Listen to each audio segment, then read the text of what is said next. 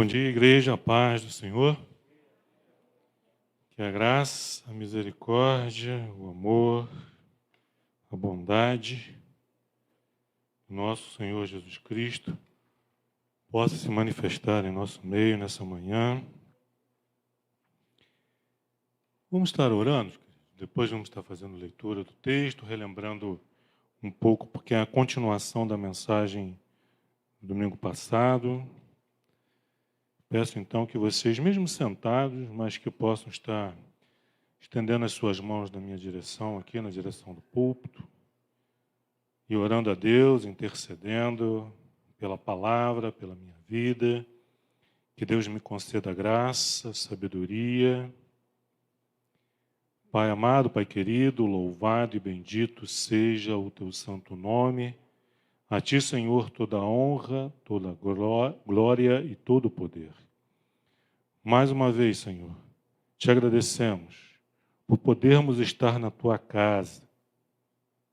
Sim, neste lugar que nós separamos, edificamos e preparamos com todo amor e carinho, para que aqui a sua igreja pudesse se reunir ao longo da semana, pudesse também estar aos domingos para te prestar culto, para te adorar, para bendizer o teu santo nome, ministração da tua palavra e a prática do teu amor.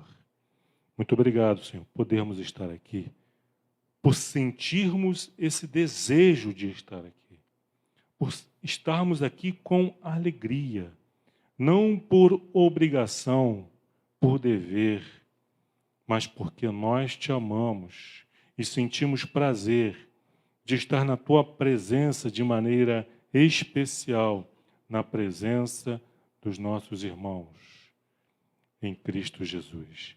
Muito obrigado, Pai, em nome do nosso Senhor e Salvador Jesus Cristo. Amém. Dando continuidade, nesse tema a respeito da igreja, que nós vimos, demos início na semana passada, que está sendo edificada por Cristo. Nós somos, os tijolos, nós somos a matéria-prima com a qual Ele está edificando esse edifício vivo, mas também somos os operários e trabalhamos debaixo da orientação do Espírito Santo, da capacitação. Numa grande obra, numa grande construção, há os pedreiros, os eletricistas, os encanadores. E nós, além de sermos essas pedras vivas, como Pedro declara em sua primeira epístola, nós também somos essa mão de obra, trabalhando para que a igreja de Cristo, não um templo feito por mãos humanas, mas formados pela comunhão, a unidade do povo de Deus. Se nós formos um grande fornecedor, de material de construção, lá nós vamos encontrar de tudo, desde da fundação, da construção de uma casa até o material de acabamento. Ferro, pedra, areia, areola, cimento, tijolos, blocos, telhas, laje pronta, compramos tudo. Piso, azulejo, louça, pia para banheiro, terminamos, fazemos tudo. Mas aquilo ali não é uma construção, é apenas um depósito, é uma loja. Mas a igreja de Cristo, ela não pode ser, e ela não é um depósito de matéria-prima, de material. Ela é uma edificação construída por Deus, edificada por Deus. A Nova Jerusalém, lá em Apocalipse, quem já participou das nossas aulas, vê que a Nova Jerusalém, ela vai ser formada pela igreja, pelos cristãos, por todos aqueles que foram salvos, foram remidos, tiveram seus pecados perdoados por causa do sacrifício de Cristo Jesus. Nesse estudo tivemos a oportunidade de falar dos fundamentos da Nova Jerusalém, das portas da Nova Jerusalém, da sua altura, da sua largura, das suas dimensões, material nobre, né? Deus, assim, usando pedras preciosas para fundamento, pérolas em lugar de porta. Então, isso mostra o valor e a importância, a dignidade que Deus dá a cada um de nós, a cada um de vocês. E em 1 Coríntios, que é a epístola que nós iremos trabalhar hoje, vocês já podem estar abrindo as suas Bíblias, o apóstolo Paulo, ele compara a igreja com o corpo de Cristo, formado por vários membros. E se você prestou atenção, se você ouviu na mensagem de domingo passado, nós falamos a respeito de uma mentira que é falada, que é dita, que é pregada, que é crida, infelizmente, nos nossos dias, de que eu sou a igreja, eu não preciso de igreja, eu posso servir a Deus aqui da minha casa, eu não preciso estar unido a nenhuma igreja, né? Talvez vocês já tenham ouvido isso. Eu já ouvi. E tem pessoas que creem nisso e vivem achando que são igreja, e não são. É como o nosso corpo, o seu corpo, ele é formado por vários membros. A sua mão, o seu olho, a sua orelha, a sua língua, seus pés, fazem parte do seu corpo, mas não é corpo. Se separado do corpo, ele vai morrer. Jesus também compara a sua igreja como uma videira. Ele diz assim, eu sou a videira verdadeira e vocês são os ramos. E nenhum ramo pode produzir fruto se não estiver ligado na videira. E ele diz mais. Ele diz que o ramo que não produz fruto é cortado e lançado fora. Porque ele está ligado na videira inutilmente, como um parasita, impedindo que os outros ramos produzam fruto. Quem conhece um pouco de agricultura, trabalha, sabe disso. Né? A árvore está fazendo a videira está querendo produzir frutos, mas tem um ramo ali que está sugando toda a sua energia, a sua força. Ele mesmo não produz e impede que os outros produzam fruto. E ele diz assim, esse ramo é cortado e é lançado fora. Em Mateus, capítulo 5, texto que faz parte, fala que faz parte do Sermão do Monte, um sermão que fala a respeito das bem-aventuranças, que fala sobre o perdão, que fala sobre o amor, que fala sobre a prática da justiça. Maravilhoso.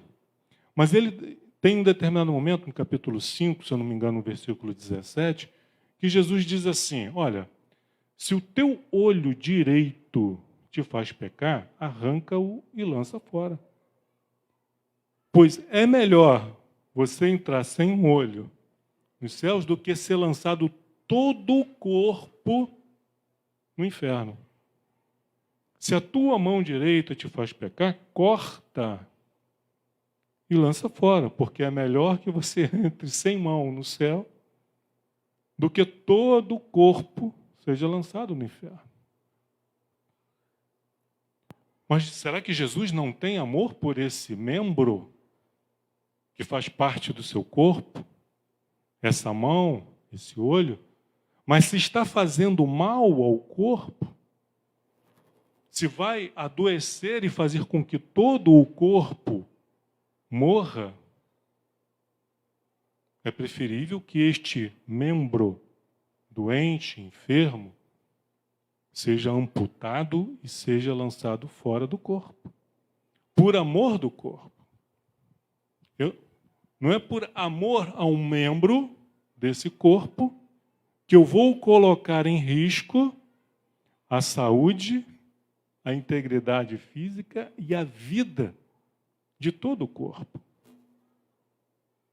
No Antigo Testamento, quando aparecia uma pessoa com lepra, essa pessoa era isolada dos demais. Poxa, que crueldade, que maldade. Mas não era maldade, não era crueldade. Ela era isolada, era colocada, ia para um lugar especial, separado na cidade. Elas recebiam alimento, recebiam ali o tratamento que à época era possível dar, mas elas precisavam ser isoladas, não porque eram leprosas, não porque fediam, mas para não contaminar aqueles que estavam saudáveis. Porque imagine, por mais amor que se tenha, nós não podemos conviver com determinadas pessoas que sofrem de determinadas enfermidades por amor no corpo. Estão entendendo, queridos? Por que sacrificar as 100 ovelhas por causa de uma que está enferma, que está doente? Então, Deus, com todo o amor, Ele age dessa forma. E versículos isolados do contexto da palavra de Deus nos fazem ter entendimentos errôneos da vontade e da maneira operante de Deus agir no meio da sua igreja. Então, primeira mentira, não se pode ser igreja isolado. Não se pode ser igreja. Nós falamos com todo amor e carinho a esses irmãos que nos acompanham pela internet. Se você não mora aqui em São Gonçalo, Niterói, nós temos membros de Niterói, de Itaboraí, de Maricá, de outros municípios, próximos. Não temos membros só do Coelho, temos de outros bairros de São Gonçalo, que se reúnem aqui, fazem parte dessa igreja. Temos de Magé, temos membros de Magé. Olha só.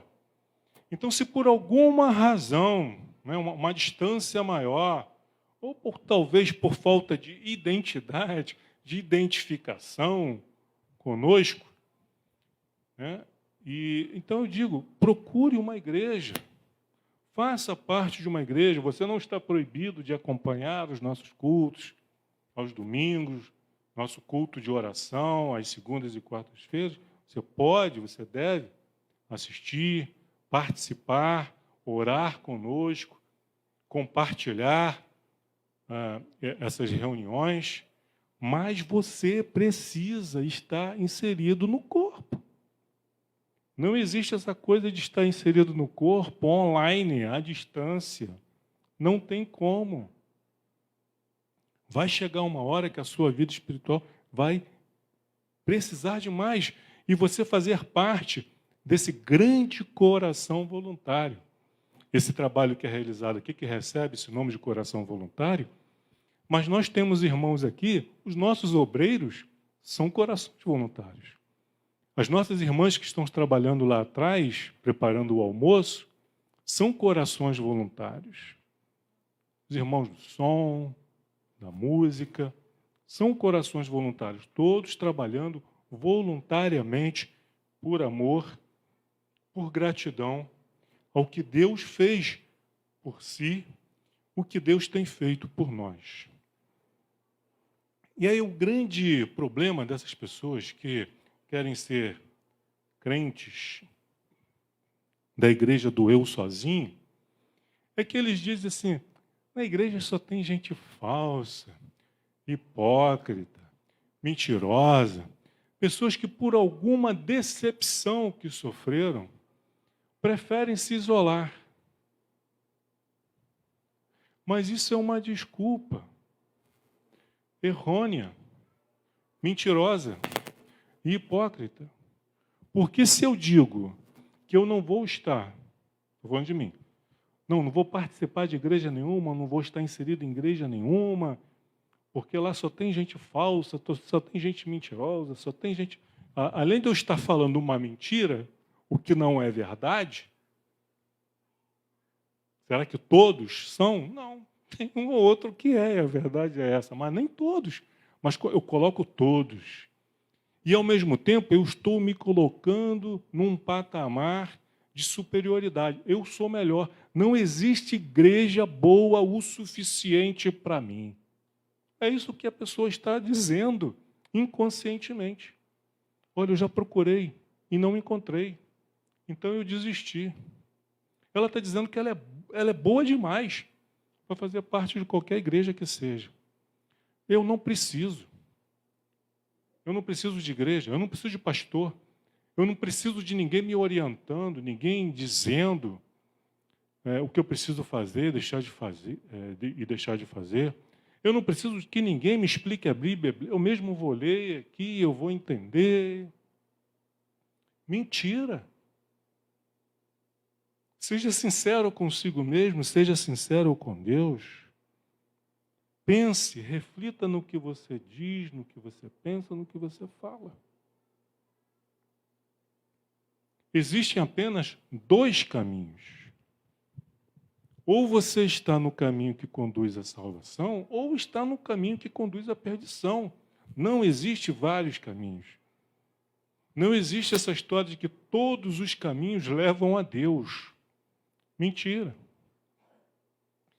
Todos os caminhos que o homem pode escolher vai nos levar ao dia do juízo, onde todos vão comparecer diante do trono de Deus e serão julgados por suas palavras, por seus atos, suas atitudes, suas omissões.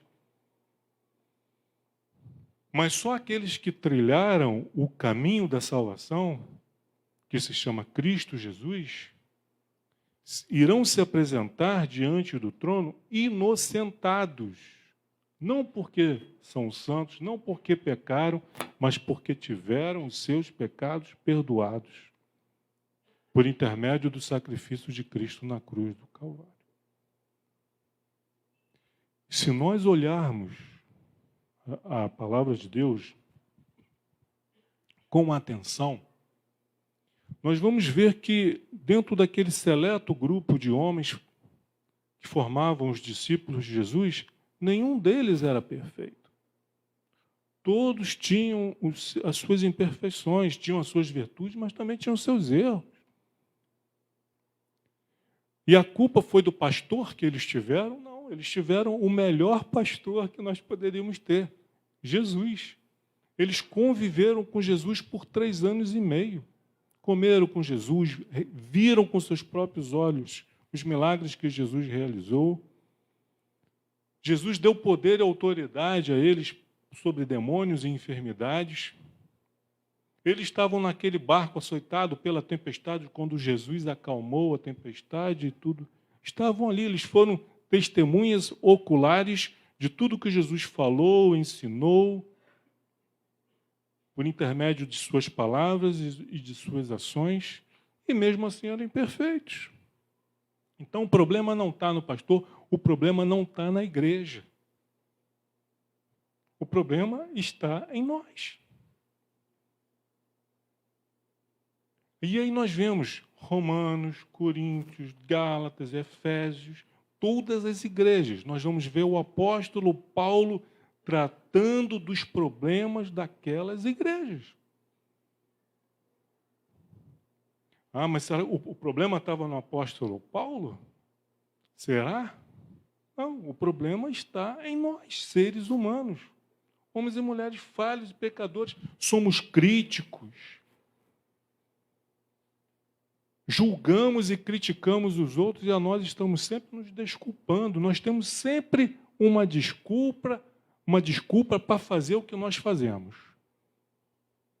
Para tomar as atitudes que nós temos. Para nos irritar, para sair da graça, para falar o que não deve, para fazer o que não pode. Nós temos sempre uma justificativa, mas o outro não, é porque o outro é ruim mesmo, porque não presta, porque é safado e sem vergonha. Mentira! Nós estamos nos auto-enganando. E aí, nessa procura por igreja, vamos supor você agora, vamos nos transportar 2000 anos atrás para a cidade de Corinto, uma cidade jovem que está passando por uma reconstrução depois de ter sofrido abalos, foi destruída por um terremoto e agora ela está sendo reconstruída. É uma cidade costeira, uma cidade próspera, e está recebendo pessoas de toda parte do mundo daquela região. Judeus, romanos, gregos, era uma cidade grega. Comerciantes do interior iam até Corinto comprar as mercadorias que os barcos ali deixavam, levar para as suas cidades. Então, era uma grande cidade cosmopolita da época. E com todos os problemas das grandes cidades.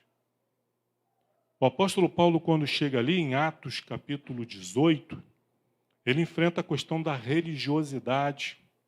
Tanto a religiosidade e a filosofia grega, quanto também enfrenta resistência por parte dos judeus, que lá residiam. Ele sofre também, uma cidade que está assolada por causa do pecado, da imoralidade, da sensualidade. Não era um lugarzinho pitoresco, bonitinho, formado por pessoas boas, aonde ele foi pregar o evangelho. Ele foi pregar o evangelho num lugar complicado. E agora, passado algum tempo, e ele fica ali em Corinto por 1 ano e meio, 1 ano e 6 meses, pregando o evangelho. E aí ele sai porque Paulo era um missionário. Ele ia de cidade em cidade, pregava o evangelho, ficava ali de 1 ano a 2 anos, pregando o evangelho, formando discípulos, pastores. Quando ele saía para ir pregar o evangelho em outro lugar, às vezes ele deixava um dos seus auxiliares ali, como Timóteo, Silas, dando continuidade ao seu trabalho, formando novos líderes, identificando no meio daquelas pessoas, homens com potencial de assumirem, então, a frente daquela igreja. E depois esses seus auxiliares iam ao encontro de Paulo, que já estava em outra cidade, pregando o evangelho também. E assim ele foi plantando. Isso aqui foi em Atos 18, já na segunda viagem missionária do apóstolo Paulo. E passado algum tempo, o apóstolo Paulo então escreve uma carta. Primeira carta aos Coríntios.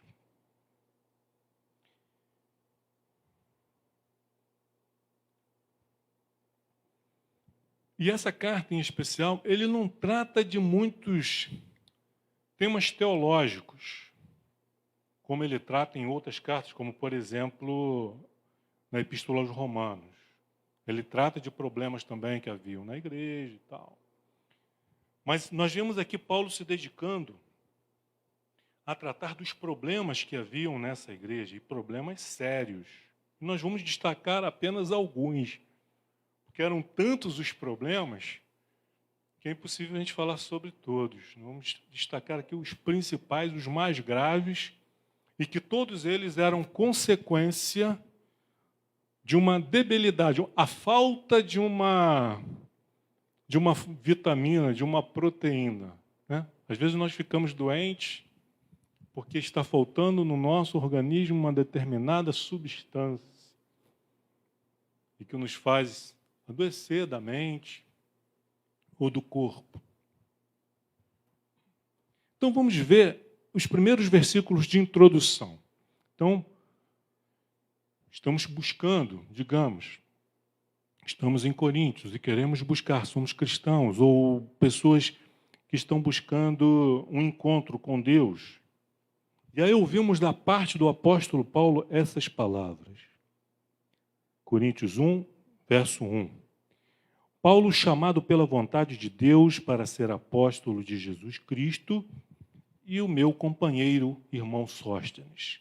A igreja de Deus, vejam bem, a igreja de Deus que está em Corinto, aos santificados em Cristo Jesus, chamados para ser santos, com todos os que em todo lugar invocam o nome do nosso Senhor Jesus Cristo, Senhor deles e nosso. Graça a vós outros e paz da parte de Deus, nosso Pai, e do Senhor Jesus Cristo.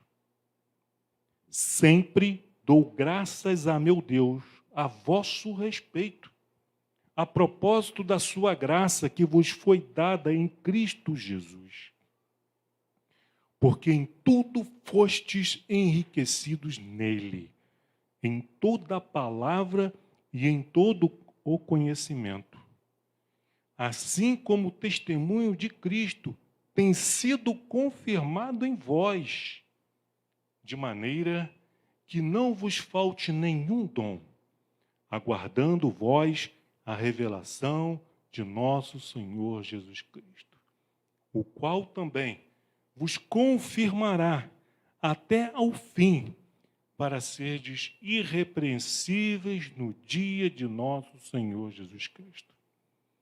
Fiel é Deus, pelo qual fostes chamados à comunhão de seu Filho Jesus Cristo, nosso Senhor. Glória a Deus. Por essa introdução aqui, ele falou, olha, igreja de Deus, santificados em Cristo Jesus, chamados para ser santos, juntamente com todos aqueles que invocam o nome do Senhor Jesus Cristo. Sempre dou graças ao meu Deus a vosso respeito, a propósito da sua graça que vos foi dada em Cristo. Porque em tudo vocês foram enriquecidos, em toda palavra e em todo conhecimento. Então ele está só tecendo elogios a essa igreja. E eu estou chegando, não conheço a igreja, falei, essa igreja aqui é boa. O apóstolo Paulo está só tecendo elogios. E aí, muito bem, introdução. E aí, escolhe o texto de 1 Coríntios capítulo 13. E aí o apóstolo Paulo vai falar a respeito do amor, vai dissertar, falar o que é o amor. 13:4. Olha que palavra maravilhosa. O amor é paciente, é benigno. O amor não arde em ciúmes, não se ufana, não se ensoberbece. Ou seja, não tem sentimento de superioridade. O amor não se conduz inconvenientemente, não procura os seus interesses. O amor não se exaspera, nem se ressente do mal. Não se alegra com a injustiça, mas regozija-se com a verdade.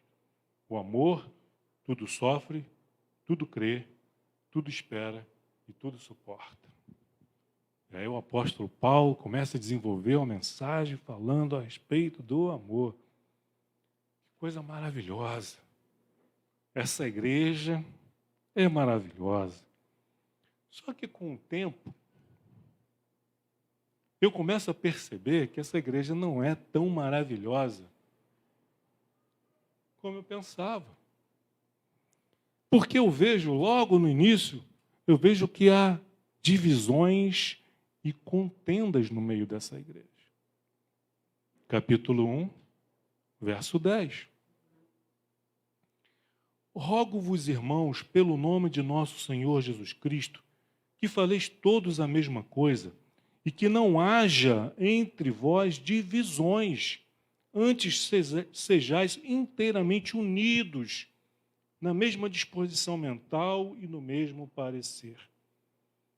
Pois, a vosso respeito, meus irmãos, fui informado pelos da casa de Cloe de que há contendas entre vós. Refiro-me ao fato de cada um de vós dizer: eu sou de Paulo, e eu de Apolo, eu de Cefas, e eu de Cristo.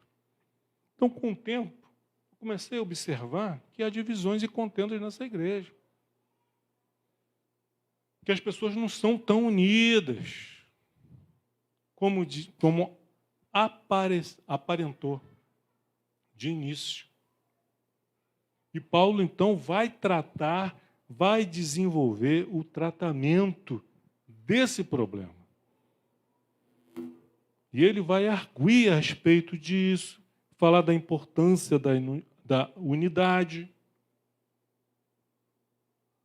dessa questão de ter divisão. Ele diz assim, olha, quem foi que morreu por causa de vocês? Fui eu que morri? Acaso foi Apolo? Acaso foi Pedro? Não, não foi. Quem foi que morreu? Foi Jesus, então nós somos de Jesus.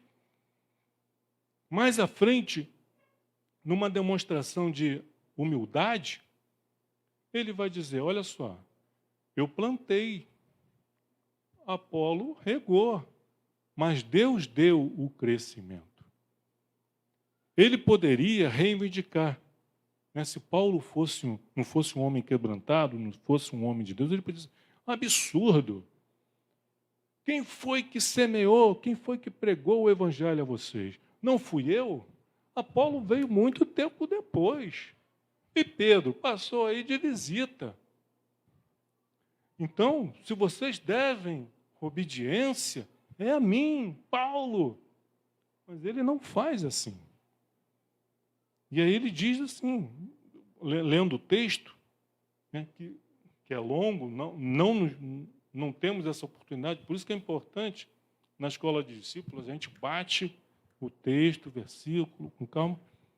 Aqui não é possível, no culto público, a gente trabalhar todos os pormenores de uma epístola, por exemplo, em 1 hora.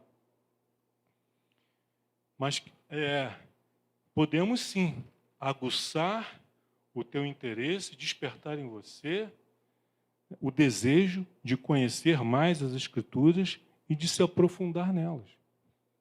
E aí ele se coloca numa posição, olha, eu semeei, mas Apolo regou, mas quem dá o crescimento é Deus. Então, não é para ter divisão. Quem sou eu? Quem é Apolo? Quem é Pedro? Somos apenas cooperadores. Somos apenas trabalhadores dessa grande lavoura, mas o agricultor é Deus. Ele não se ressente do fato de saber que há pessoas na igreja de Corinto que dão preferência a outros apóstolos que a ele. E aí ele corrige a situação dizendo, não é para ter preferência. Porque somos todos cooperadores, colaboradores de Cristo Jesus. Um outro problema que havia também na igreja, além dessa questão da divisão, e que mais à frente vai ficar muito evidente no momento que deveria ser de grande comunhão, de grande fraternidade e amor, que é a ceia do Senhor. Então, a ceia do Senhor, que deveria ser aquele momento da grande comunhão dos irmãos em Cristo Jesus, estava sendo motivo de escândalo, porque estava tendo até gente embriagada. Tinha gente que estava comendo demais e outros não ficando sem ter o que comer, porque eles não esperavam pelo outro. A ceia do Senhor era uma grande festa, era um jantar, um banquete mesmo, onde cada qual levava alguma coisa, um prato, e aí eles se reuniam, adoravam a Deus, cantavam louvores, ministravam a palavra, e no final, então, celebravam a ceia do Senhor, que era um banquete mesmo. Hoje é muito simbólico. É um pedacinho de pão, um cálicezinho de suco de uva. É simbólico, não tem problema nenhum. Mas nessa época aqui, era algo realmente, era um banquete. E o que estava acontecendo? Aqueles que chegavam antes, comiam tudo, não pensavam naqueles que iam chegar depois. Isso, em vez de gerar amor, fraternidade, comunhão, gerava divisão, tristeza. Poxa, não esperaram por mim? Havia demonstração de glutonaria. Paulo usa essa palavra, glutonaria e bebedice. Quando seria aquele culto que deveria ser o momento máximo da reunião da igreja, da comunhão dos irmãos. E não era. Então havia divisões e contendas. E Paulo vai criticar isso. Olha, aqui não, as cadeiras são todas iguais. Não importa quem você é, não importa o quanto você ganha, não importa o seu cargo, sua função, todo mundo senta nessa cadeira de plástico. Não tem uma cadeira melhor, não tem uma cadeira especial para alguns.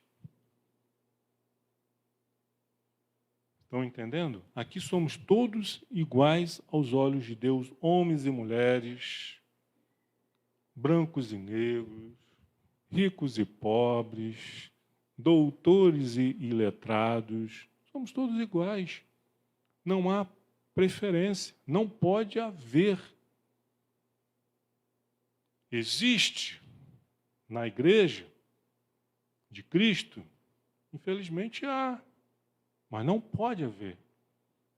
E a nossa função é tratar o problema, é apontar o problema. Nós vamos ao médico, os exames já fazem um diagnóstico, está ali o problema. Vamos tratar.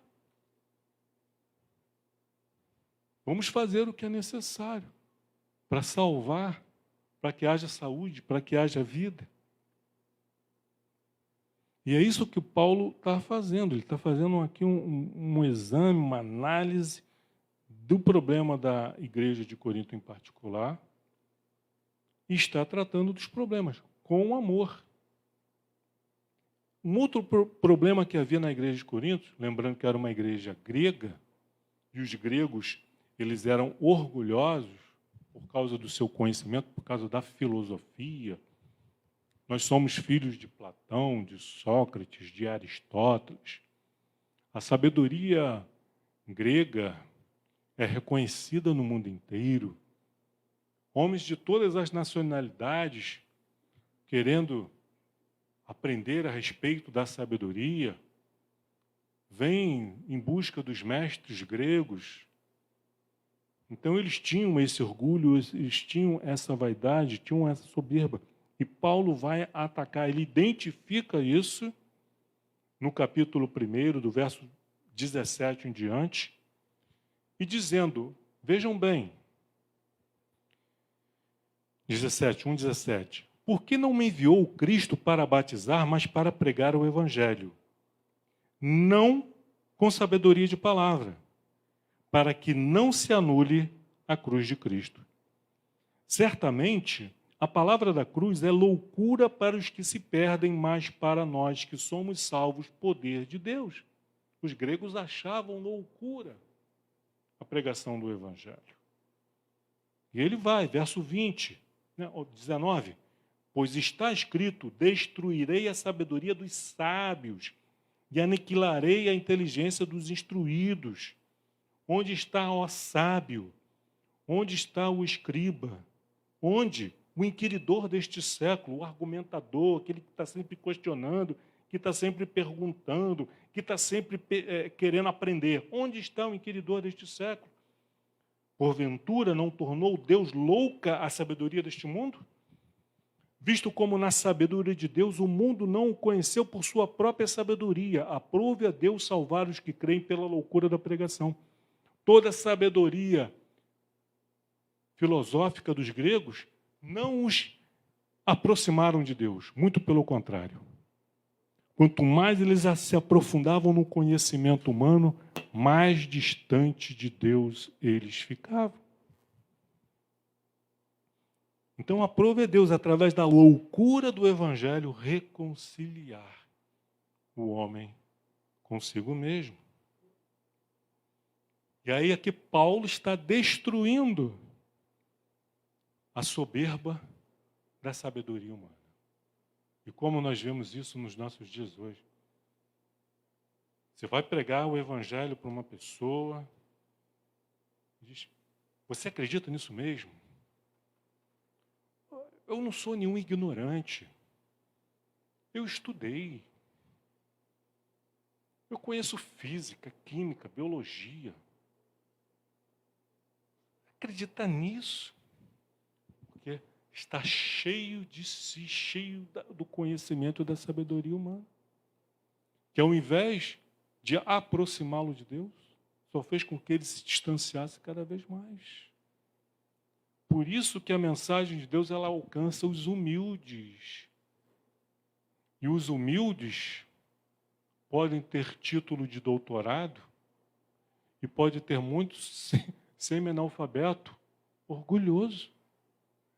Humilde não tem nada a ver com posição, mas, na maioria das vezes, quanto mais instruído,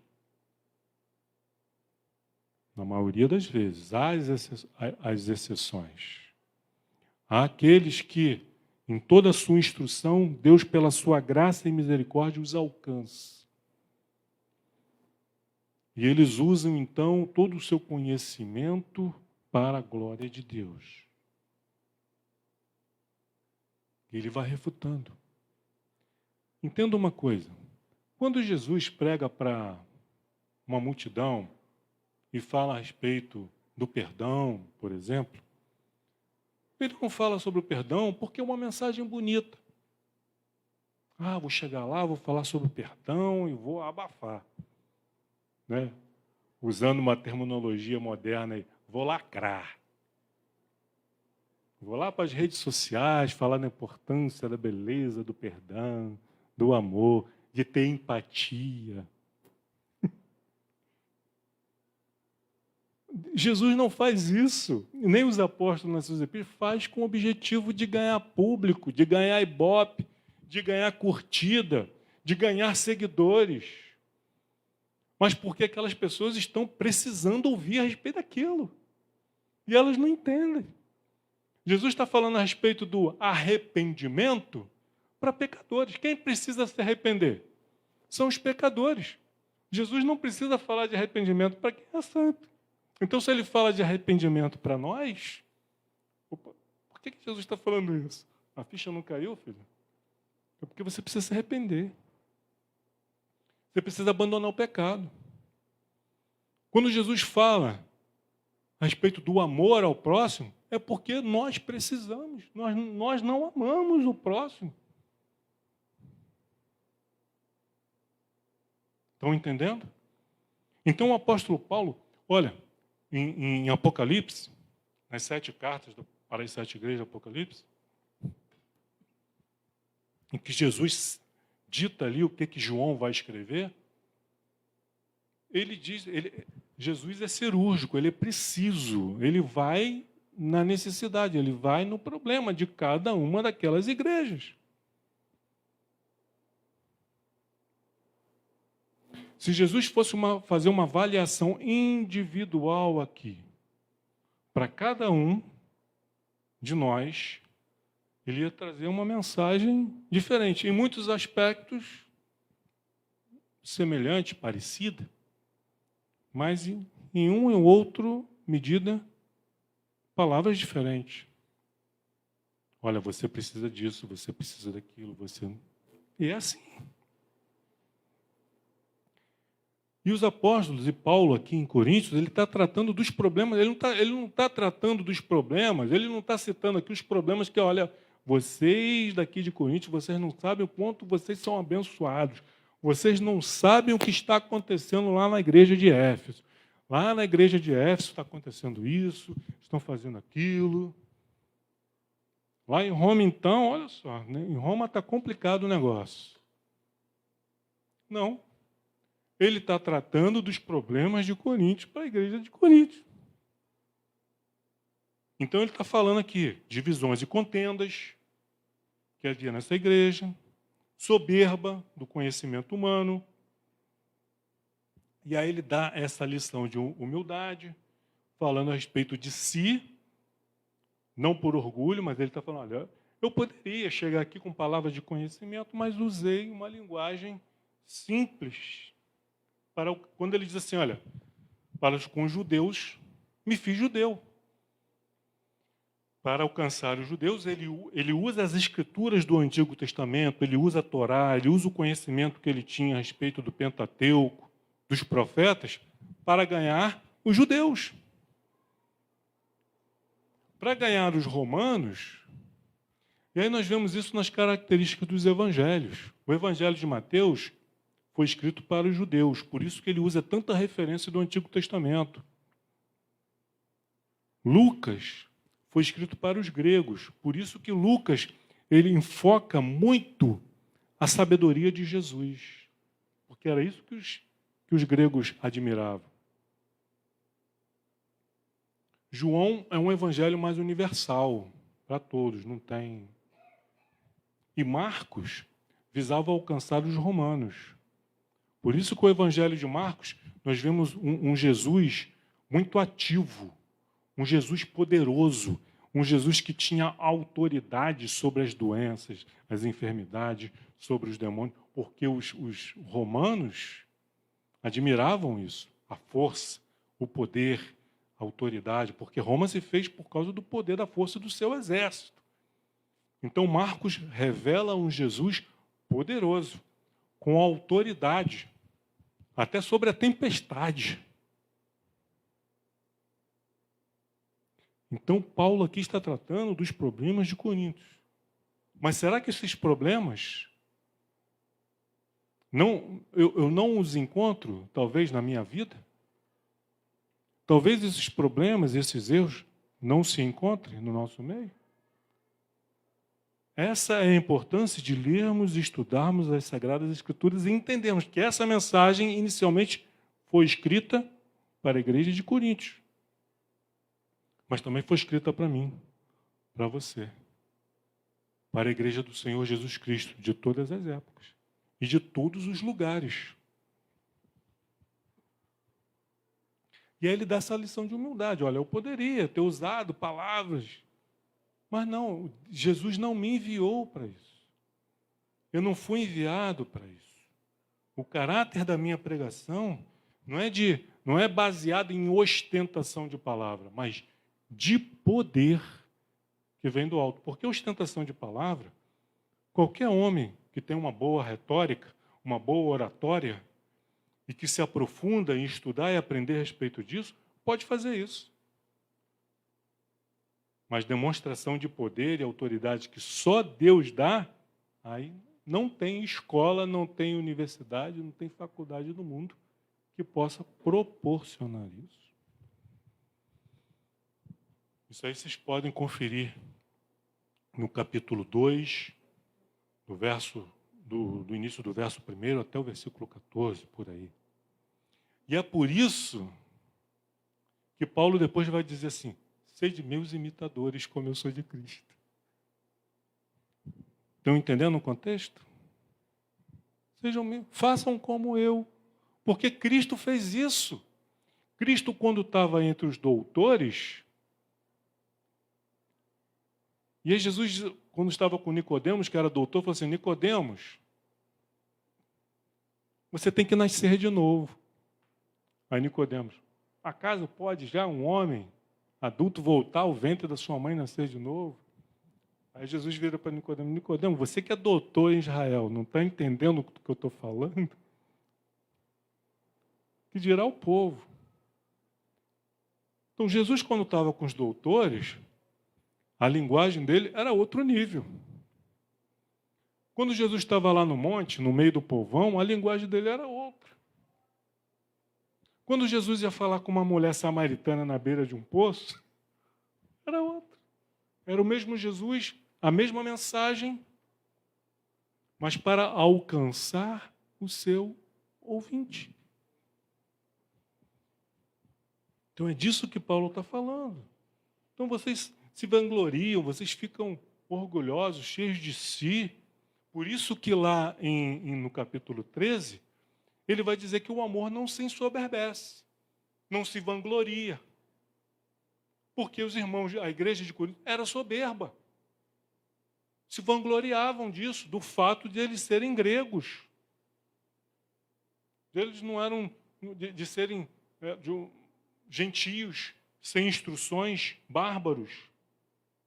Por isso que Paulo vai falar a respeito disso. Ó, o amor, ele não se ufana nem se ensoberbece.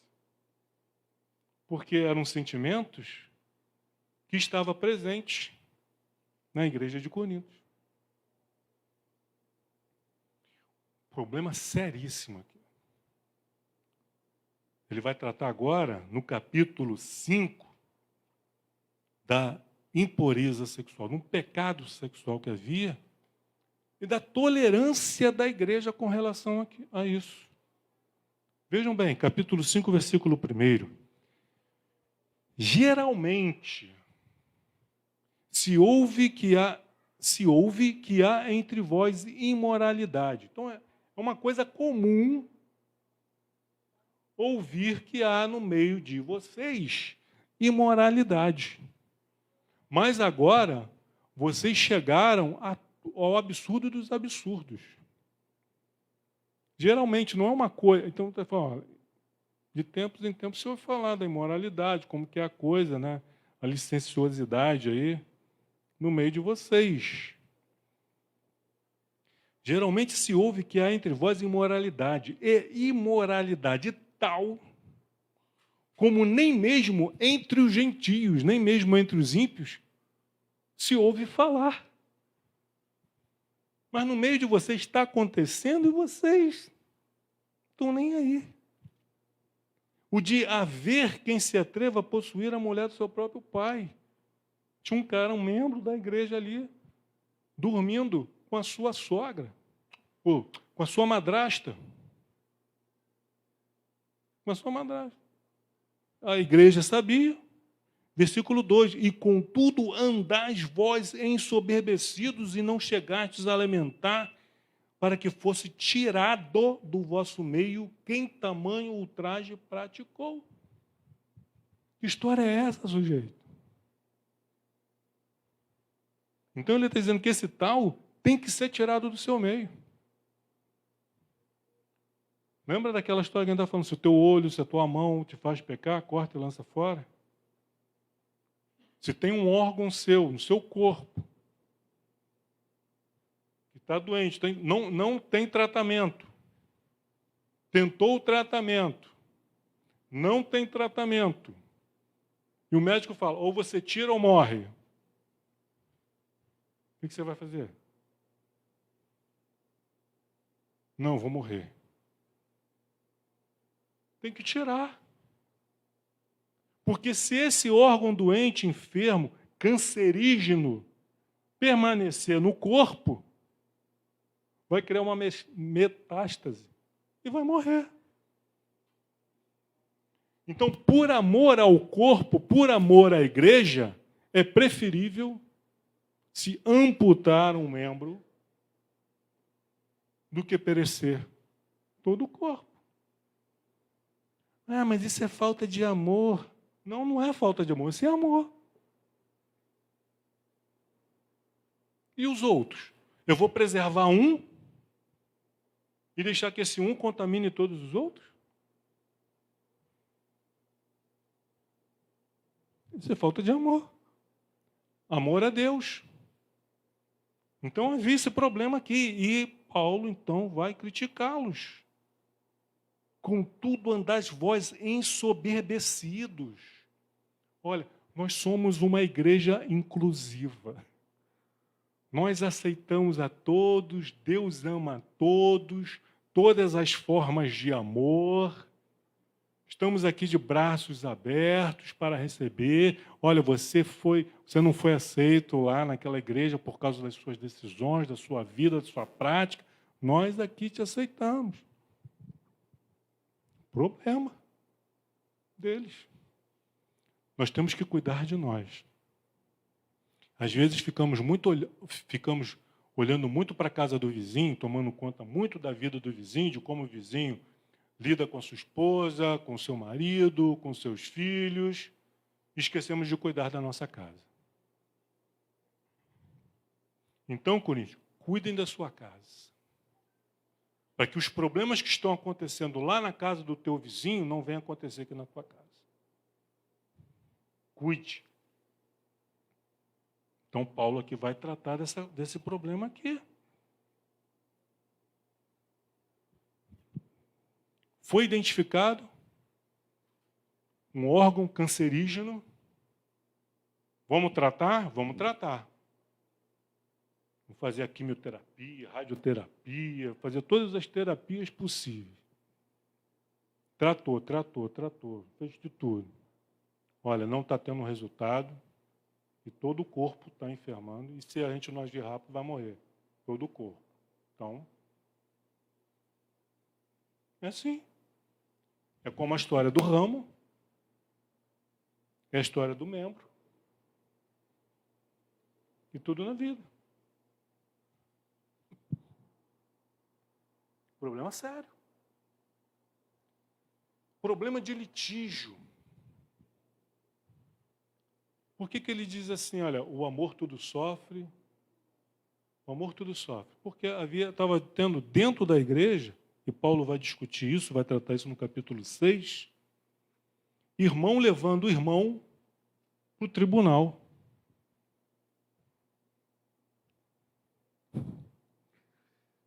Pastor Emilson, eu fui ser fiador de um irmão aí.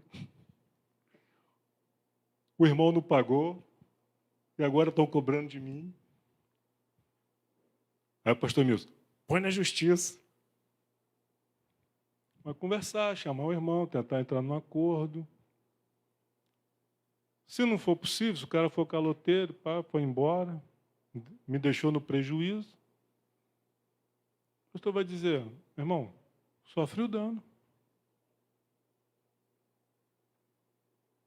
Acontece. Então veja bem, a decisão é sua. Vai se comprometer financeiramente para ajudar o irmão? Amém. Mas saiba que está correndo o risco. E a responsabilidade é sua, não é da igreja. E aí no capítulo 6 ele diz assim, olha, aventura-se algum de vós, tendo questão contra outro, a submetê-lo a juízo perante os injustos e não perante os santos? Então leva a causa para a igreja. Mas não, vou levar para o tribunal. Não quero nem saber, pastor. Vou arrumar um advogado bom aí, com sangue nos olhos, vou processar. Ou não sabeis, versículo 2, que os santos hão de herdar o mundo? Ora, se o mundo deverá ser julgado por nós, sois acaso indignos de julgar as coisas mínimas? É. Só Deus me julga, ninguém me julga. Filho, vai ler a Bíblia. A igreja tem autoridade para julgar determinadas coisas, sim. Está escrito na palavra de Deus. E ele está dizendo, olha, nós vamos julgar o mundo. Os santos hão de julgar o mundo. Ora, se o mundo deverá ser julgado por nós, sois acaso indignos de julgar as coisas mínimas? Versículo 3, não sabeis que havemos de julgar os próprios anjos? Quanto mais as coisas desta vida? Nós temos que julgar as coisas desta vida, avaliar o que é bom e o que não é. Como é que eu vou avaliar? Eu tenho que julgar. Entretanto, vós, quando tendes de julgar negócios terrenos, constituis um tribunal daquele que não tem nenhuma aceitação na igreja? Então, era um problema que havia na igreja também. Irmão levando irmão para tribunal. Sensualidade. Era uma igreja sensual. Havia em Corinto um templo onde havia sacerdotisas pagãs que prestavam culto aos deuses gregos através da prostituição. Então era uma coisa comum da cultura. E as pessoas se convertiam, entravam para a igreja, entravam para a igreja, é mais uma religião. Eles não entendiam que era a única. Achavam que era mais uma e que eles poderiam continuar, estar na igreja e continuar com as práticas do passado. Era uma igreja sensual. E em muitas igrejas estão substituindo a elegância do bem vestir pela sensualidade. No mundo não existe mais elegância. No mundo ou é sensualidade ou é aquele outro extremo. Sou toda largada. Mas na igreja não pode haver nenhuma coisa nem outra. Mas temos que manter a elegância. Lembrando que a igreja é a noiva de Cristo. E a noiva de Cristo, ela não pode se conduzir, se portar, ou se vestir, ter o mesmo linguajar, o mesmo comportamento das meretrizes. Como a palavra de Deus trata da questão da idolatria e da religiosidade e do culto a outros deuses com D minúsculo. Também havia problemas de conflito de liberdade. Olha, eu como carne porque não tem problema nenhum. Aí o outro acusava o que comia carne. Mas essa carne foi oferecida lá para os deuses, lá no templo. Haviam muitos templos em Corinto. E os animais eram oferecidos aos deuses. Só que os sacerdotes e os membros daquela religião não davam conta de consumir tanta carne. Então, o que eles faziam? Pegavam a carne e oferecia no mercado, nos açougues, para serem vendidos. O cristão não ia lá no templo, mas ele comprava a carne no açougue. Paulo está dizendo, olha, não tem problema nenhum nisso. Não tem problema, é a questão do amoral, não é imoral nem amoral. É amoral, é o que é relativo. Então Paulo vai dizer, olha, não tem problema nenhum, você que é maduro, você sabe que, olha, eu não estou indo lá no templo, estou indo aqui no açougue. Você quando vai no mercado fazer suas compras, você sabe dizer se o dono daquele supermercado, daquela padaria, daquele açougue, qual a religião dele, o que ele pratica, se ele tem pacto com o reino das trevas ou não? Você sabe dizer? Não sabe. Também não vou perguntar. Você sabe dizer se o dono dessas redes de supermercado aí, se tem alguma, se ele dá dízimo de tudo que ele arrecada para a igreja do diabo, coisas do tipo aí. Sabe dizer? Eu não sei dizer. É uma coisa que também não se divulga, né? Eles não vão falar. Então, sabe dizer se o dono daquele café, cristão, né, vocês gostam muito de café, aquele café que você gosta, o café bom, você sabe dizer se tem algum comprometimento, se o produtor desse café tem algum comprometimento? Tipo, você não sabe. Mas aí se você tomar desse café, vai ficar endemoniado. Não. Porque o maior é que está em nós do que o que está no mundo. Eu não estou participando disso. Eu estou indo no mercado comprar pão, carne, arroz, feijão, porque eu tenho que comprar essas coisas. Produto de higiene. Pessoal e da casa. Sabe dizer se tem algum pacto ali? De vez em quando a gente vê umas histórias. O pessoal gosta disso. Você compra, leva para casa, agradece a Deus, dá graças a Deus e pode comer, filho, sem problema. Aí chega aquele irmãozinho e fala assim, olha, esse fabricante aí tem pacto com o diabo, não sei o quê, aquela coisa toda. Aí Paulo está dizendo, para botar um fim nessa discussão, se pode, se não pode, você que é maduro, você que é adulto, então, por amor ao teu irmão que vê problema, então não coma. Não seja pedra de tropeço para o teu irmão que tem uma consciência fraca. Então, está numa situação, vamos naquele restaurante, né? Você vai sair para... num restaurante, churrascaria, pizzaria aí, aí tem um irmãozinho naquele grupo ali, não, aquele é o dono daquele restaurante ali. Ele não é cristão, ele é feiticeiro, ele é isso e aquilo. Não, cara, que bobagem, vamos lá. E você força a pessoa a ir para lá. Não, então, por amor àquela pessoa, então tá bom, então vamos para outro lugar. Você vai deixar de ir de comer a picanha que você gosta, vai comer uma picanha não tão boa, mas por amor ao teu irmão. Aí vem 1 Coríntios 13. Que ele está baseando tudo aqui, tudo que nós fazemos e deixamos de fazer, baseado no amor ao próximo, no amor a Deus e ao próximo. Então, esses conflitos de liberdade. Até onde vai a minha liberdade? Até onde a minha liberdade não vai ofender aquele meu irmão que é imaturo na fé. Quando ele chegar à maturidade, aí ele vai ver que aquilo ali era bobagem. E vida que segue. E também questões de idolatria, né? O tempo aí já avançado. Mas vocês já entenderam? E aí aí o apóstolo Paulo está tratando. E aí capítulo 12, para terminar, capítulo 12, versículo 12.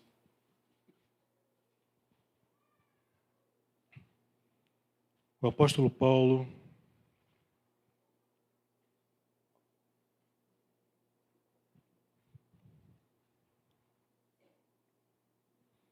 escreve assim: porque assim como o corpo é um e tem muitos membros, e todos os membros, sendo muitos, constituem um só corpo, assim também com respeito a Cristo. Pois em um só Espírito todos nós fomos batizados em um corpo, quer judeus, quer gregos, quer escravos, quer livres. E a todos nós foi dado beber de um só Espírito. Porque também o corpo não é um só membro, mas muitos. Se disser o pé, porque não sou mão, não sou do corpo, nem por isso deixa de ser do corpo. Se o ouvido disser, porque não sou olho, não sou do corpo, nem por isso deixa de o ser. Se todo o corpo fosse olho, onde estaria o ouvido? A audição. Se tudo fosse ouvido, onde o olfato? Mas Deus dispôs os membros, colocando cada um deles no corpo como lhe aprouve. Se todos, porém, fossem um só membro, onde estaria o corpo? Por que Paulo está falando isso? Está falando da unidade do corpo, da necessidade, da diversidade aqui, da mão, do pé, do olho, do nariz, do ouvido. Por quê? Porque havia na igreja de Corinto essa questão. As pessoas não aceitarem o seu dom, o seu chamado, querendo ser aquilo para o qual elas não foram chamadas. Havia muita vaidade, até com relação aos dons espirituais, e é por isso que Paulo vai tratar também, vai gastar muito tempo, vai investir muito tempo, não é gastar, mas investir muito tempo, na questão da ordem do culto, dos dons de profecia, de línguas, de visão, etc, etc. Por quê? Para colocar ordem na casa. Colocar ordem na igreja de Corinto. E aí, depois de tratar das questões dos dons, aí ele vai escrever aqui, ó. Ainda que eu fale a língua dos homens e dos anjos. Vocês estão buscando isso. Vocês estão querendo isso. Olha, ainda que você fale a língua dos homens e dos anjos, se você não tiver amor, você vai ser como um bronze que soa ou como um símbolo que retine. Só está fazendo barulho. Ainda que tenha o dom de profetizar e conheça todos os mistérios e toda a ciência, ainda que tamanha fé a ponto de transportar montes, se não tiver amor, nada serei, nada será. Então ele está falando da excelência do amor. Vocês ficam nessas discussões, nessas picuinhas, nessas coisas insignificantes. Eu sou de Paulo, eu sou Nova Vida, eu sou assembleano, eu sou batista, eu sou presbiteriano. Vocês ficam discutindo isso aí? Quem foi que morreu por vocês? Não foi Cristo? Para de bobagem. O importante é fazer parte do corpo de Cristo e não ser um membro isolado. Você está se enganando. Jesus vai voltar para buscar a sua igreja. Os membros que fazem parte do corpo. E ele vai falando, ainda que eu distribua, versículo 3, todos os meus bens entre os pobres, e ainda que entregue meu próprio corpo para ser queimado, se eu não tiver amor, nada disso me aproveitará. O amor é paciente, e aí ele está falando para quem? Para essas pessoas impacientes. O amor é benigno. Está falando para os malignos, que ficam desejando o mal dos outros. O amor é paciente, é benigno. O amor não arde em ciúmes. Vocês ficam aí ardendo em ciúmes aí. Poxa, eu queria ser olho, mas eu sou orelha. Alegre-se por ser orelha. Seja a melhor orelha que você puder dentro do corpo de Cristo. Ouça a voz de Deus. Seja um instrumento por onde Deus vai falar com a igreja.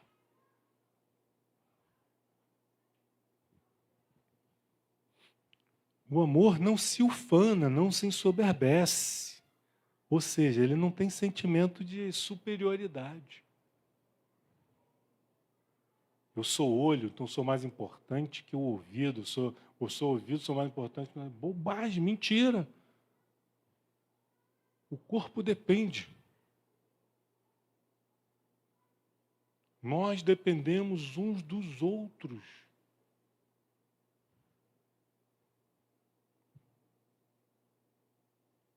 O amor não se conduz inconvenientemente. É corpo de Cristo. E está na igreja. E está se comportando da maneira que não convém. Se corrige. Ele não procura seus próprios interesses. Olha, se eu não defender os meus interesses, quem vai defender? Deus. O amor não se exaspera, não fica nervoso, não fica raivoso. Nem se ressente do mal. Poxa, o pastor não falou comigo. Hein? Tem gente que se ressente por isso. Então vai se ressentir por coisas piores. Mas não se ressente. Não se alegra com a injustiça. Bem feito.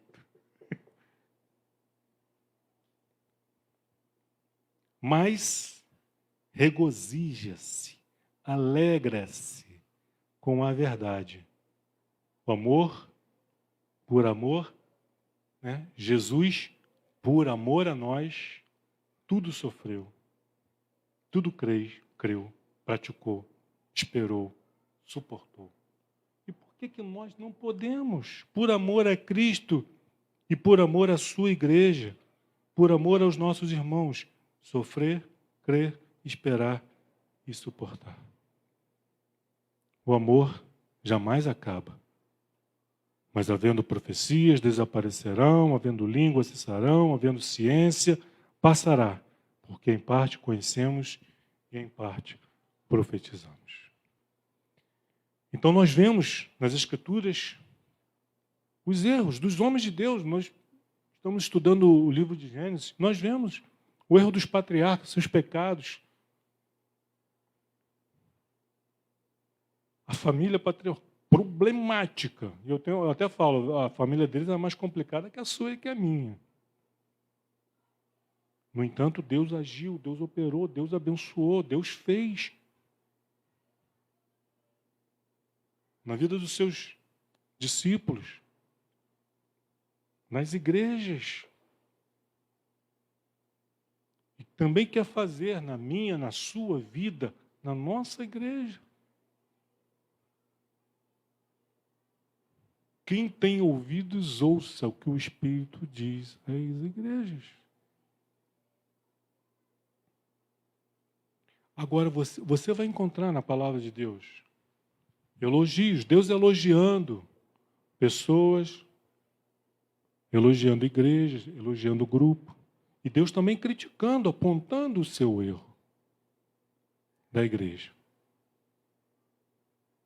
Vamos ver os apóstolos falando dos problemas nas igrejas. E eu desafiei, vocês lembram do desafio que eu lancei domingo passado? Me traga um versículo sequer dos apóstolos, de Jesus, de quem quer que seja, orientando as pessoas, olha, saia dessa igreja. Nós vimos aqui críticas pesadas do apóstolo Paulo para a igreja de Corinto, mas nós não vemos ele dizendo assim, olha, saia dessa igreja, que essa igreja não serve, essa igreja não presta.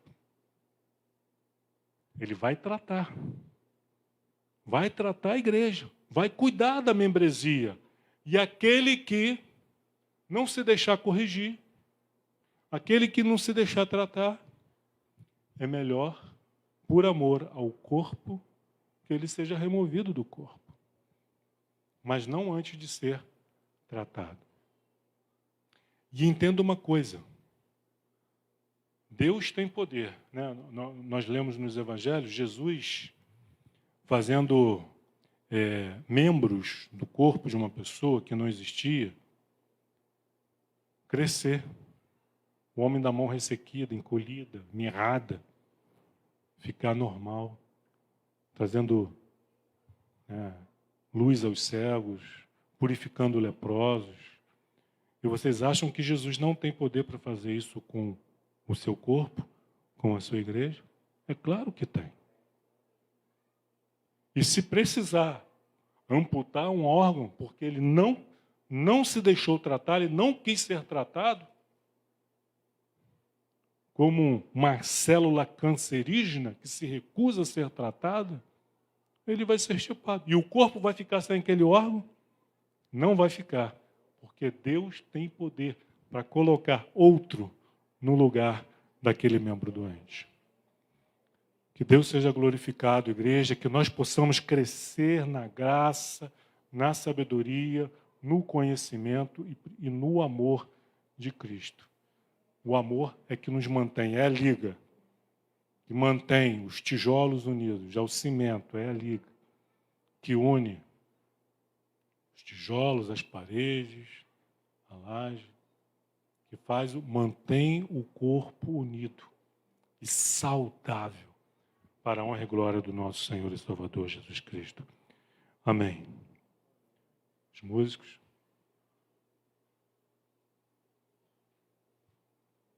Enquanto os músicos tomam posição, está orando. Acredito que eles já prepararam algo aí, especial para o encerramento desse culto.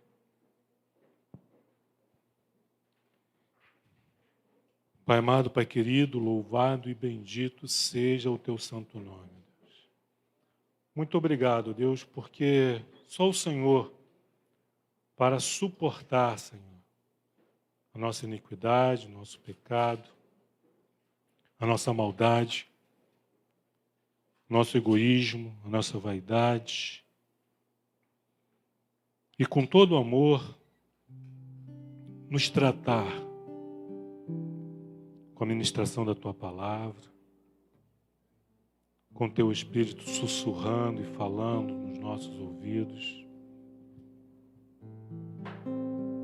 tocando o nosso coração e gerando vida. Muito obrigado, Senhor, por nunca desistir de nós.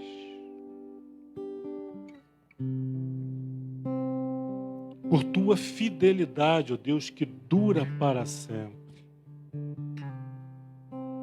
Pela Tua misericórdia, graça, bondade e amor. Sabemos, ó Deus, que um dia a necessidade desses dons, desses talentos, desaparecerá. No céu, todos nós seremos perfeitos.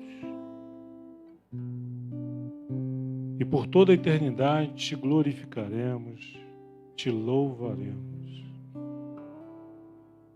Numa vida de glória onde nem olhos viram, nem ouvidos ouviram, nem jamais penetrou em coração humano.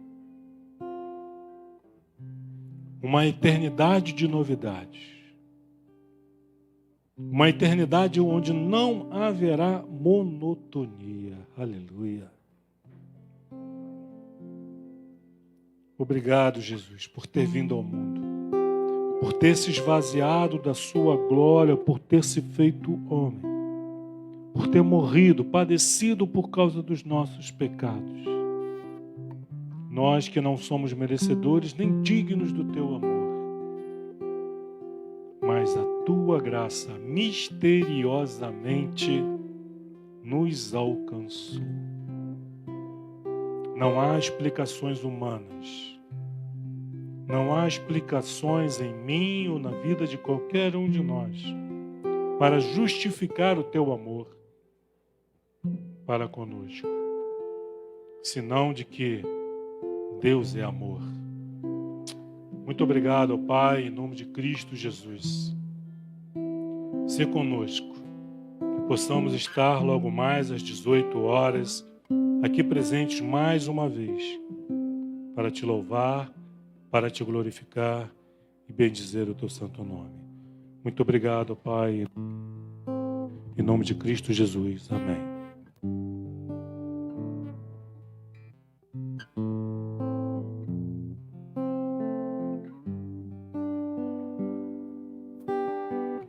Aleluia. Feche os seus olhos.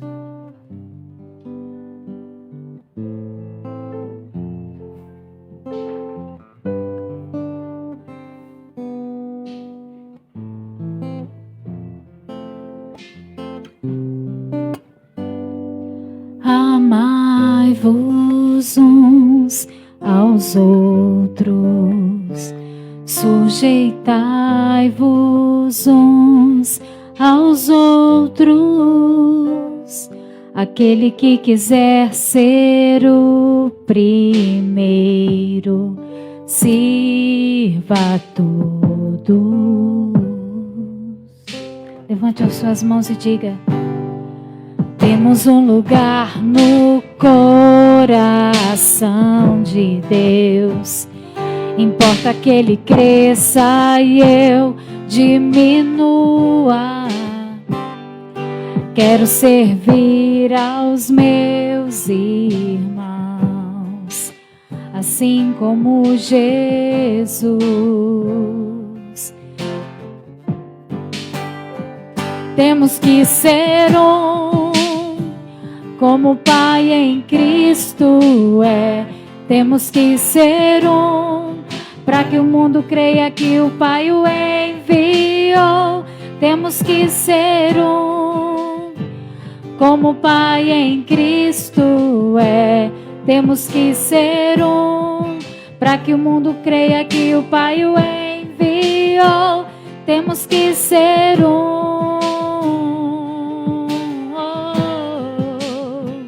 Temos que ser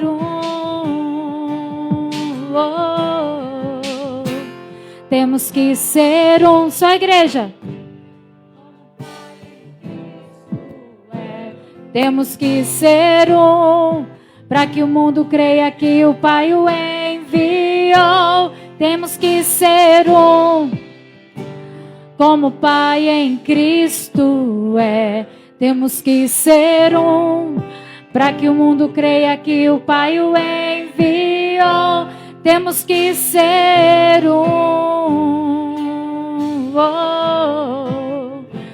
Temos que ser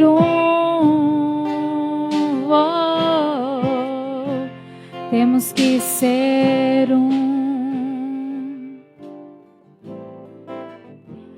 Temos que ser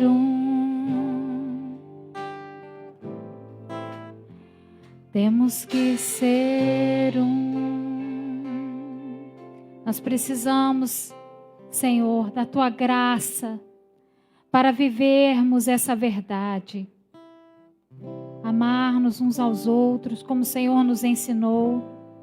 Por isso, nesta manhã, Pai, queremos nos esvaziar de nós mesmos, para que realmente, Senhor, o Senhor cresça e nós venhamos diminuir. Ó Deus de graça e de verdade, te louvamos por esse tempo, te louvamos pela tua palavra, porque tu estiveste aqui ministrando, visitando, tocando e falando aos nossos corações. E por isso te louvamos em nome de Jesus. Amém. Aleluia.